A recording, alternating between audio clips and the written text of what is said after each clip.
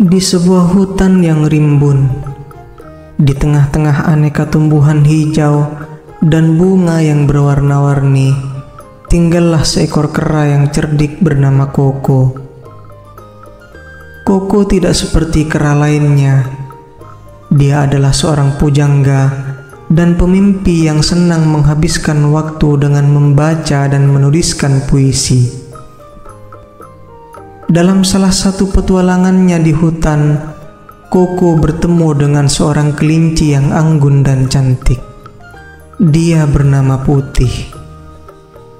Dengan mata yang bulat dan bulu yang lembut bak awan di langit, Putih memikat hati Koko sejak pandangan pertama.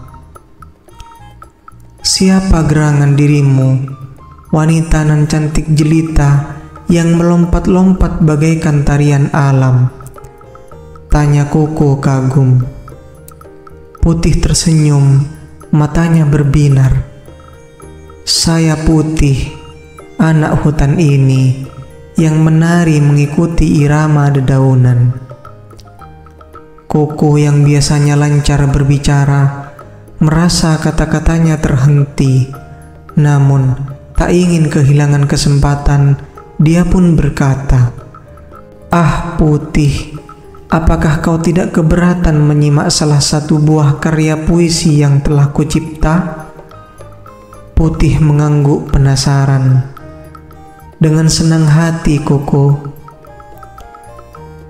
dan dengan suara yang penuh emosi, Koko mulai membacakan puisi tentang hutan yang damai, tentang dedaunan yang berbisik, dan tentang bulan purnama yang menyinari keindahan malam.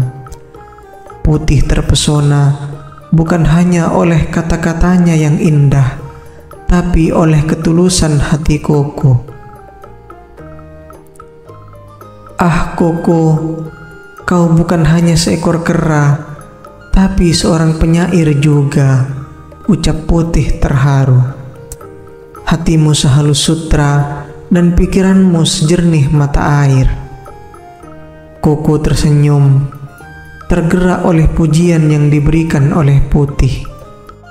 "Wahai kelinci yang lembut, bersamamu aku merasa seperti pahlawan dalam dongeng, siap untuk berlayar di lautan petualangan.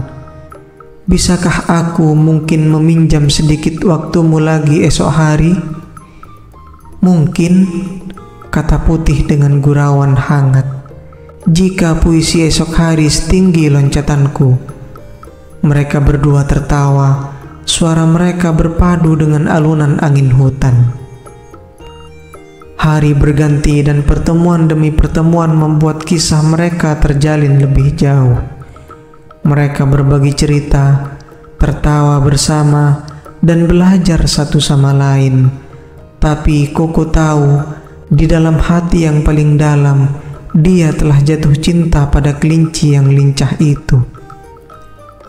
Suatu hari dengan beraninya Koko berkata, "Wahai Putih, aku mustahil boleh bersamamu karena kita berbeda.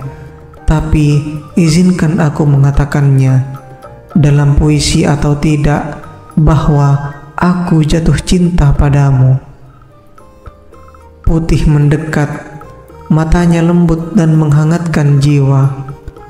"Oh Koko, di mataku kau lebih dari sekedar kera, dan perasaan yang kau tunjukkan membuatku semakin berharga. Cinta tak mengenal bentuk atau warna, dan hatiku telah terbuka untukmu." Dan di bawah sinar bulan, di antara nyanyian jangkrik dan bisikan pohon, mereka berdua merajut kisah cinta yang mana kera dan kelinci bukan sekedar kawan, tapi sahabat sejati dan pemadu cinta yang tulus. Mereka, Koko dan Putih, menjadi pengingat bagi semua penghuni hutan bahwa cinta mampu melintasi semua perbedaan, dan bahwa keberanian untuk menyatakan hati adalah langkah paling mulia dalam tarian yang abadi ini yang kita sebut kehidupan.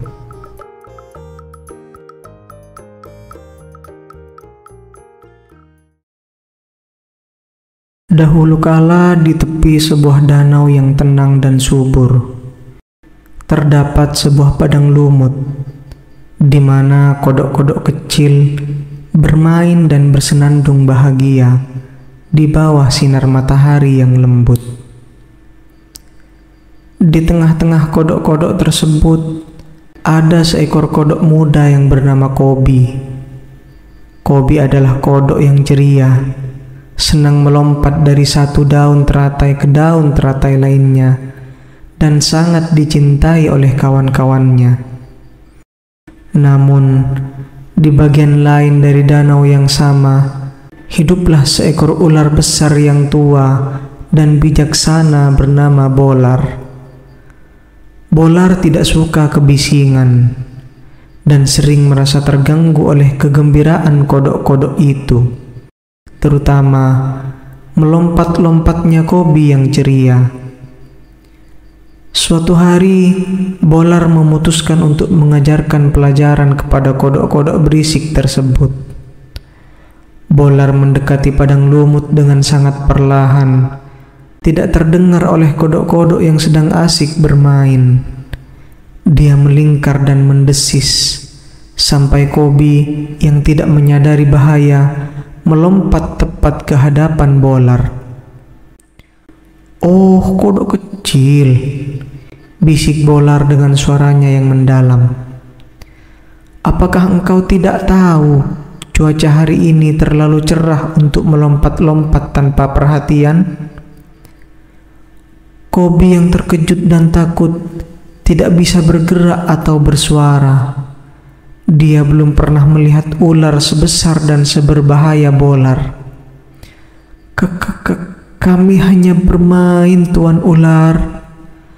Akhirnya Kobi menjawab, suaranya bergetar.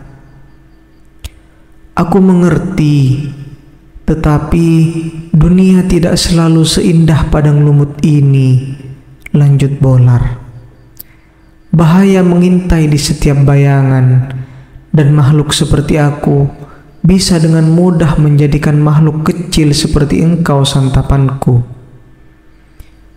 Kobi yang merasa hikmat di hati Bolar berkata, "Jika engkau mengajarkan kepadaku cara menghadapi dunia yang bahaya itu, maka aku yakin semua kodok akan mendengarkan perkataanmu dan belajar untuk lebih berhati-hati."